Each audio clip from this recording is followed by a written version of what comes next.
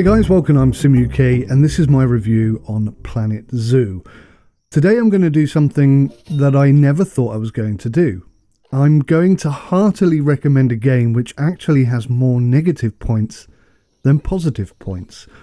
Why are you doing this, you might ask me? Why are you doing this to us? We come to you to get honest feedback on games to let us know whether we should buy them or not. Well, I'll tell you why. It's because the good bits are so good that they actually significantly outweigh all of the bad things. This is Planet Zoo. It's basically the love child of Planet Coaster and Jurassic World Evolution, but enhanced. The game can be played in 4 flavours: career, challenge, franchise and sandbox mode. Now, some people already are complaining that franchise is too hard. I'll be totally honest with you, I'm finding it too easy. Once you figure out that spending time on your first 3 or 4 enclosures is all you really need to do in order to get a constant supply of cash rolling in, then the rest is just progressive and unrestricted. The restriction of items in franchise mode for some is a bit frustrating, but again, if you focus on a single enclosure at a time, and breeding and releasing, then it's a simple and progressively speedy system which is quite easy to manage and expand upon. Obviously, if you don't like that kind of restriction, if you don't like the challenge, then you've got sandbox mode, which just allows unlimited creativity. So I really don't see the problem here. These are people who want to move too quickly. And if anything, I think the game moves too quickly already, but I'll discuss that a bit more later on.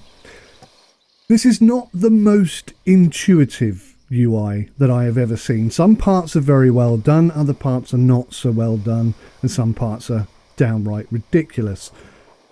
Basically, there is so much detail here that it's simply overwhelming at first, and that really doesn't help matters at all. Once you get into the game though, it does all kind of make sense, but there are still some areas where the UI definitely would benefit from adjustment.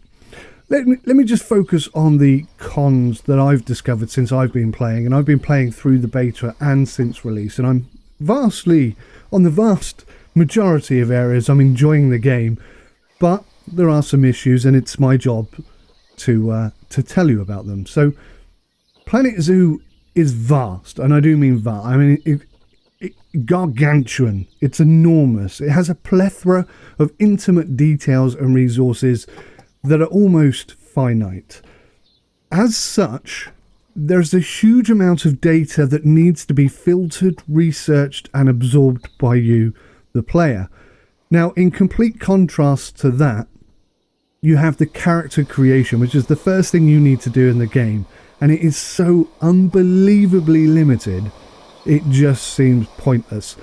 I think the comment they make at the beginning is, make sure you create your character that looks like you so other people can find you. Well, you can't, because there's only 5 heads and you're either fat or thin. I mean, the whole point of that is to identify yourself to your friends, and to be honest with you, the whole thing is just so completely limited, it just seems completely pointless. That aside, this game, as I'm sure you know, is visually stunning, and it's as deep as an ocean in some areas. For realistic management, however, it's a little bit shallow and a little bit muddy. To be honest with you, I don't care at all about the people visiting my zoo, and the game actually seems absolutely okay with that. For example, the vendor stalls have some micromanagement, but really it's not enough, and it's done in such a way that I really struggle to care what I'm selling, what colour the balloons are. I really don't care at all. And the game doesn't seem to care either. It's interesting that the animals themselves have unique personalities, yet your customers are just really quite very, very basic, to be perfectly honest with you. As I've mentioned, some of the menu systems need adjusting. Basically, there's so much data here that they just turn into these super long scroll bars. It would be better, I think, if the stats that you're trying to adjust remained visible at the top of the scroll bar whilst you scroll down, but unfortunately they disappear off up the screen, so you can't actually see what adjustments you're making or the implications of the adjustments you're making. which is a bit of a frustration. Honestly, I think they're trying to cram too much data into a very small scrollable window. I don't really see what the problem would be if it just opened up a big, almost full screen window, much bigger. All the data and information could be displayed much better. It would be easier to read. I think the whole thing would take less time. But they're trying to keep the visuals going in the background whilst the menu is open on the side. And they're trying to cram too much information into too small a menu. That's my personal opinion. I've mentioned already the game time, and I think the whole game just progresses too quickly. Which is in complete contrast to some people who say the game progresses too slow. I suppose technically they are two different things. What I'm referring to more than anything else is that animal states seem to transition way too quickly. An animal in a perfect enclosure with everything they need will transition from A-OK to stressed in about 30 seconds. And quite often I've discovered it's because they seek seclusion. They want to get away from the public eye. So they really get stressed out really quickly. And you jump in and you're trying to figure out what's wrong. What is it you need? Why are you so stressed out? Why don't you just go to this area that I've built for you where you can be secluded when you want to be? And basically it's because it takes them too long to get from where they are to where the secluded area is, and their stress levels peak. But within 30 seconds of being in there, less than that, they're back to 100% A-OK. So I think the whole transition thing is just too fast. It becomes completely unrealistic.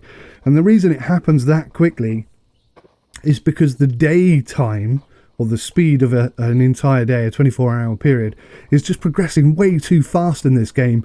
So everything just gets amped up. Now maybe you get used to that, I don't know. I mean, the only way you would really get used to something like that is to completely ignore it. If an animal gets completely stressed out because they're 15 feet away from an area where they can hide themselves if they want to, then it just kind of nullifies the whole point of what it's doing there. It's disappointing that an animal could get 100% stressed and then 100% A-OK in less than a minute. It's too much, it's too fast. That's my personal opinion. I've also noticed, and I'm not really keen on this, I've never really been keen on the fact that animals get boxed up. And what's worse than boxing? So if, for example, a piece of wall falls down and all your animals are escaping, you can click on the enclosure and box up all the animals, and that stops them all from escaping. I'm not a big fan of that, to be honest. I'd rather the vets have to come in and box them up. That I'd be okay with, but to just click on it and they all turn into boxes, I think is a bit crap. In addition to that, or worse than that, is if an animal is too stressed or too hungry or too upset, they'll box themselves up, which is a bit weird, and I'm absolutely not a fan of that either. Now, this is a personal thing. I don't know if everyone's going to agree with me on this or not, but if the wall breaks down and some of your animals escape, they don't attack people, which I find really quite disappointing, bearing in mind in Jurassic Park that is exactly what happened. So I don't see why they've eliminated that as a possibility. I suppose it's because they're not individual people, they're clumps of people. I don't know if you've noticed that, and I suspect that's what the problem is. But I mean, even if they don't attack people, people don't react to the escaped animals very well. Often they don't even care, they just walk straight through a rhino or whatever. They don't seem to bother with it at all. I think that whole part of it could be done much, much better, in all honesty. Now, franchise mode is a mode where you are encouraged to build a variety of different zoos all over the world. And a franchise, it's a part of the same business, but it's a franchise. It's a side part of the same business. That's how it's meant to be. But the game doesn't really sort of manage that particularly well. Arguably, it is a franchise. It's a related yet secluded, unrelated part of your current business. But I understand possibly that money cannot be transferred from one zoo to the other, even though animals can. But what really bothers me is that the research you do in a zoo doesn't seem to follow over into the next zoo either. Now, that doesn't seem to me to be a franchise, because a franchise is a copy-paste of what you've got. So, you know, you've spent 20 years building this zoo and you've learnt a lot of lessons, and somebody says, oh, I'd like to open a franchise of your zoo, and you say, yeah, sure, but we're not going to help you at all. We're not going to tell you any of the lessons we've learnt. We're not going to share any of the knowledge we have. You can just start again from fresh. That's ridiculous. Now, this game is just released, so take this with a pinch of salt, but there are a lot of bugs. Now, this game is off the charts in terms of unique, amazing. It's an amazing game. There's so much going on here that you can understand why there are bugs, but there are a lot of bugs. I've seen people dropping from the sky. I've seen animals going through pieces of wood. I've seen them flying out of roofs. I've seen an unbelievable number of things.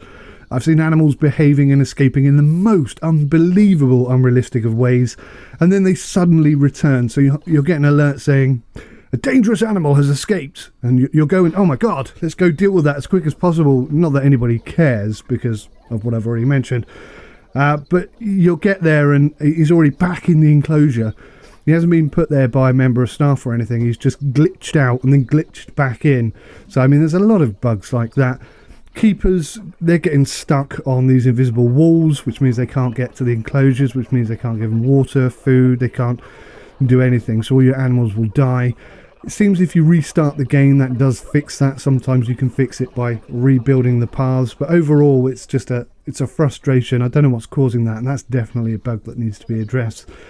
And animals not being fed correctly. Now, as you learn about, as you research an animal, you can increase the quality of the food that they're being given. Now, I'm not entirely sure if that is what most people are experiencing, as if you put a pallet out for animals, it seems that nobody puts any food on it. They'll stand there, they'll look at the pallet, they might even put a small amount of food on there, but they won't fill the pallet with food. Now, I'm not sure if that's a research-related issue or whether it is a bug. I'm undecided on that, to be honest with you, but certainly people are experiencing problems with that. Worse than that, there are some significant stability issues and FPS issues. It's not well optimized. I've got a very decent PC, and I'm struggling to hit 40, 45 FPS on maximum ultra settings. I think it should be, it really ought to be around 60 FPS. I don't think we're ever going to get there. I really don't. I just think there's so much going on. You can see that the game is struggling quite often when you're moving the camera around and transitioning from one area to another. You can see that the game is sort of buckling at the edges, and people have lost game saves, and the game crashes quite, not regularly, but you know, it can happen at any time. There doesn't seem to be any rhyme or reason to it. So I mean, stability issues and FPS issues certainly are a problem right now. Not significant, as I say, because it's not consistently happening, but you are going to notice it, and when it hits you, you know, you could lose 6, 7, 8 hours worth of a game save. It's quite a significant problem when it does happen, so it's worth mentioning. The camera movement is, in my humble opinion, clunky. It's unforgiving. I don't like the way the camera transitions, and the camera, there's an advanced camera option in the menu system, but to be honest with you, I haven't noticed any different at all from the basic one. I think the camera is just, it gets stuck on things too easily. It doesn't move the way you expect it to. And also when you scroll into something, quite often it will, after you've stopped scrolling, it will continue scrolling a little bit more, which means you're not in the right position.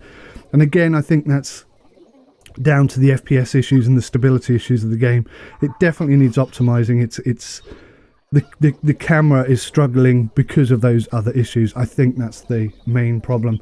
And they did confirm an offline franchise mode. Now, I'm not entirely sure that that's been implemented. I'm sure it will come in time, but right now it doesn't look like it's active. There was a massive update that came in last night whilst I was writing this review, and I haven't had a chance to log in and have a look this morning, so I don't know whether that's been implemented. I didn't see it in the notes.